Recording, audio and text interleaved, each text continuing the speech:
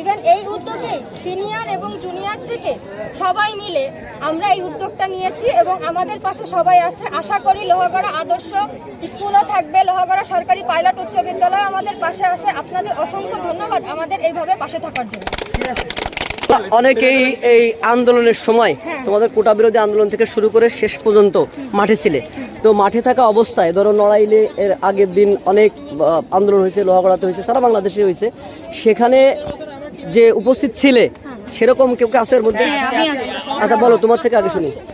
হ্যাঁ, আমি এখান থেকে কয়েকজন মেয়ে নিয়ে আমি এখান থেকে আগে দল গঠন করি। দল গঠন করে এখান থেকে কয়েকজন মেয়ে নিয়ে ইজি বাইক করে যাই। ইজি বাইক দিয়ে যেয়ে তারপরে ওইখানে আমরা আরও নড়াইলের কিছু ভাই বোনরা একসাথে হয়ে তারপরে হচ্ছে আমরা একটা জায়গায় সবাই ব্রিজের নিচে সবাই একসাথে হয়ে এটা নিয়ে আলোচনা করি যে আমরা কিভাবে কি করলে ভালো হবে। তো ওইখান থেকে আমরা মুচিপোলে যাই, নড়াইলের মুচিপোলে যেয়ে আমরা একটা আন্দোলন শুরু